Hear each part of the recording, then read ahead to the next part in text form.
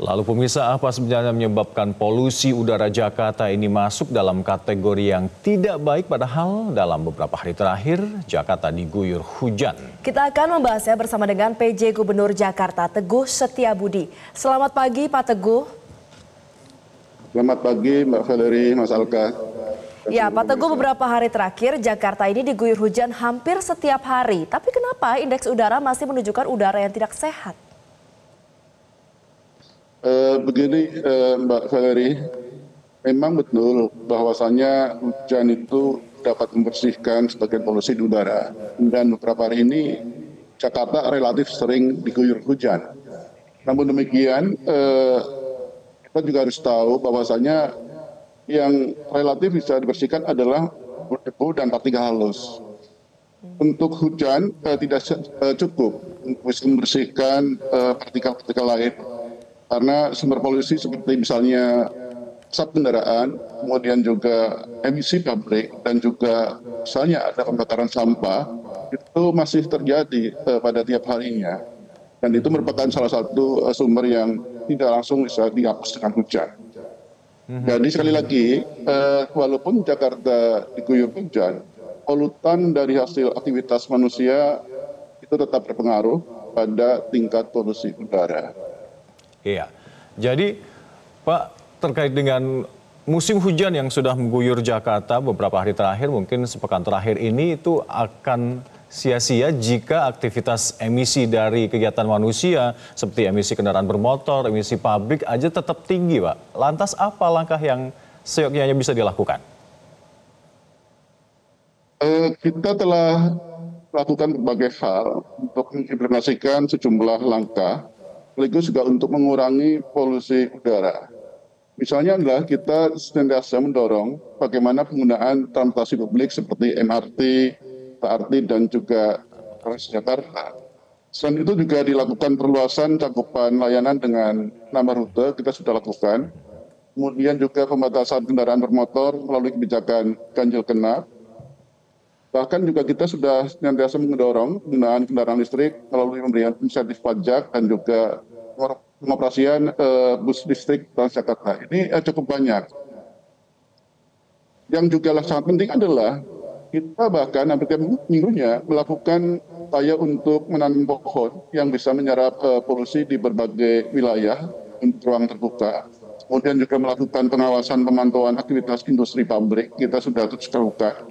Sosialisasi dan penegakan hukum pastinya, dan juga kita sudah melakukan menyebar bagi titik untuk pemantauan dan perubahan cuaca.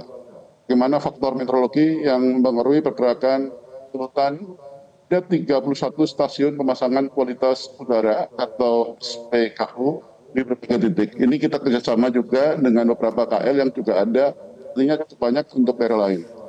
Dan kita sudah menerbitkan berbagai regulasi, ada Perda, ada Pergub, dan beberapa instruksi gubernur. Dan ini mungkin juga perlu ada kerjakan. Namun demikian, karena memang penyebab utama dari polusi udara kita adalah jumlah pengguna kendaraan bermotor misalnya di Jakarta masih sangat banyak. Dan sebagian besar masih menggunakan bahan bakar fosil yang menghasilkan emisi. Selain itu juga, terkait masalah kebijakan emisi ini juga belum bisa dilakukan secara tuntas. Misalnya adalah jumlah kendaraan kita, mobil misalnya, ada sekitar 4.551.634 mobil. Tapi yang melakukan uji emisi secara baik itu baru sekitar 33,9%, artinya baru sekitar 1.546 mobil yang melakukan uji emisi. Untuk motor lebih besar lagi, dari motor yang ada di Jakarta kurang lebih sebesar 17.301.417 motor, itu yang lolos uji emisi atau yang melakukan uji emisi baru sekitar 147.138 motor, atau sekitar 0,01%. Ini juga mestinya masalah uji emisi harus kita tegakkan baik untuk mobil maupun motor. Di samping memang ada hal-hal yang lain seperti masalah misalnya asap pabrik dan beberapa sampah ataupun kegiatan lainnya. Baik Pak Teguh, kita akan membahas lebih lanjut terkait dengan langkah-langkah ke depannya. Tapi sebelumnya kita akan mendengarkan terlebih dahulu tanggapan dari masyarakat terkait dengan kualitas udara di Jakarta. Pemirsa, beberapa hari terakhir ini indeks kualitas udara di Jakarta masuk dalam kategori buruk atau tidak sehat bagi kelompok rentan atau kelompok sensitif. Nah, dari situs pengukur indeks kualitas udara IQR ini menunjukkan per tanggal 19 November 2024 atau hari Selasa ini Jakarta menempati peringkat ke-7 dengan kualitas udara terburuk di wilayah Indonesia. Saat ini saya berada di lapangan Banteng Jakarta Pusat, di mana kalau saya melihat untuk saat ini kualitas udara, indeks kualitas udara melalui aplikasi IQR ini menunjukkan kualitas udara saat ini tidak sehat bagi kelompok rentan maupun juga kelompok sensitif dengan tingkat polutan berada di angka 119. Ini cukup tinggi tingkat polutannya pada saat ini, meskipun beberapa waktu yang lalu di lokasi saat ini saya berada sempat diguyur hujan dan nampaknya memang hujan ini tidak mempengaruhi tingkat polusi atau polutan yang ada di lokasi saat ini saya berada. Namun meski demikian pemirsa, nampak di sekitar saya ini masih banyak masyarakat ini yang nampaknya tidak terpengaruh dengan kualitas udara yang tidak sehat ataupun yang masuk dalam kategori buruk ini. Mereka terpantau cukup banyak melakukan aktivitas di luar ruangan atau outdoor dengan berolahraga. Nah, seperti apa kemudian tanggapan dari masyarakat mengenai kualitas udara yang buruk ini yang menimpa Jakarta beberapa hari terakhir ini? Berikut kita ikuti cuplikan wawancara kami dengan sejumlah warga yang ada di sini. Mengganggu aktivitas atau kesehatan? Iya, cukup mengganggu. Soalnya di sekitarku juga banyak yang mulai sakit-sakit tenggorokan radang karena kadang kan panas banget, terus hujan juga mendadak gitu sih. Harapannya nih Kak untuk pemerintah dalam mengatasi atau mencarikan solusi mengatasi kualitas udara yang buruk di Jakarta ini apa? Mungkin bisa lebih diperbanyak lagi transportasi umumnya ya, public transportation, sama ya pohon-pohon juga mungkin kembali di reboisasi lagi gitu-gitu aja sih kayaknya. Menurut saya sendiri ini kondisinya kian kian semakin padat, sesak gitu ya.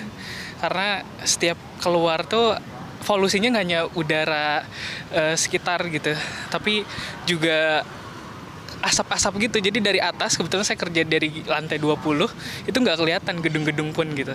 Iya, beberapa hari terakhir emang udaranya kayaknya pengap dan bikin kulit muka kering ya. Tapi kalau emang pas hujan aja sih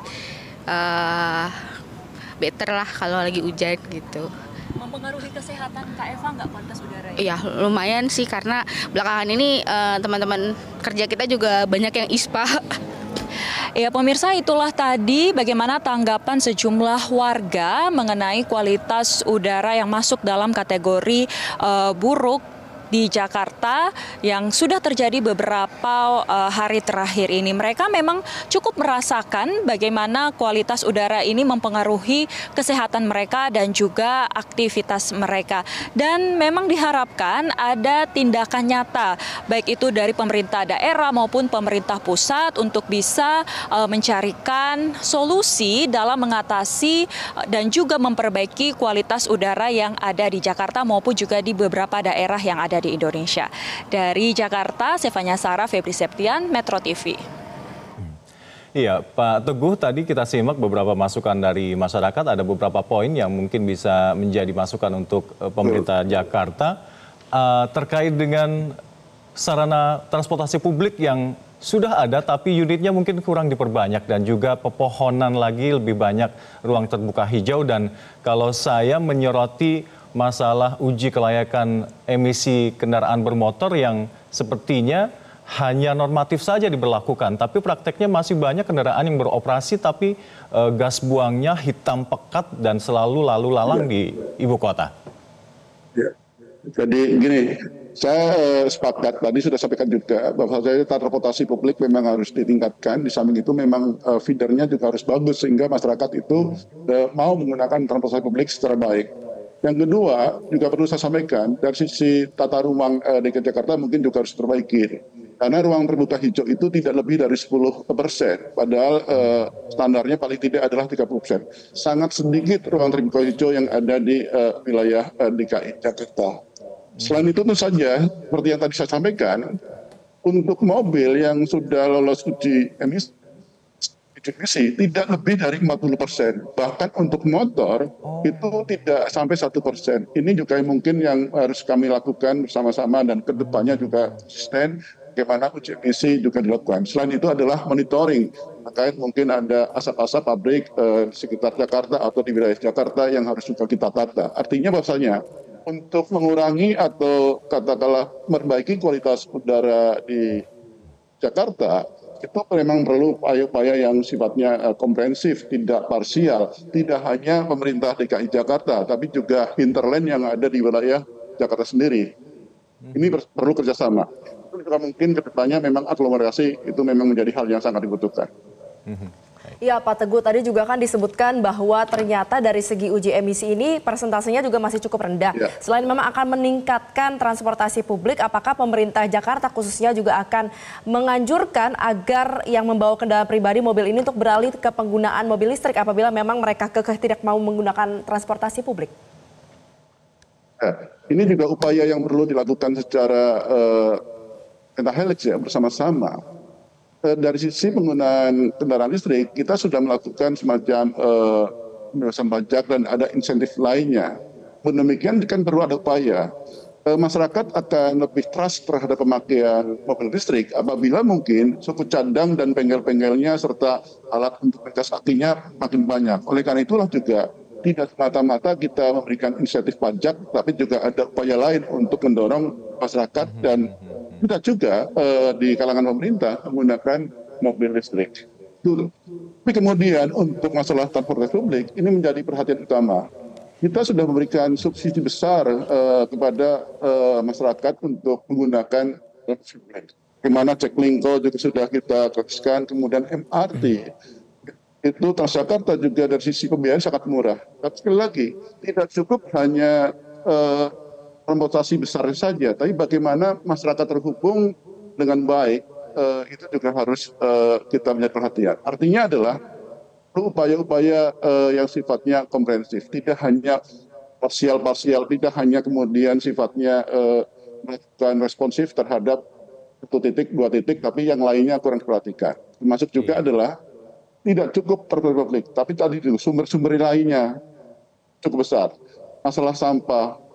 Makanya kami juga mengharap melakukan edukasi ke masyarakat. Kalau melihat misalnya ada pembakaran sampah, segera laporkan kepada Dinas Lingkungan Hidup.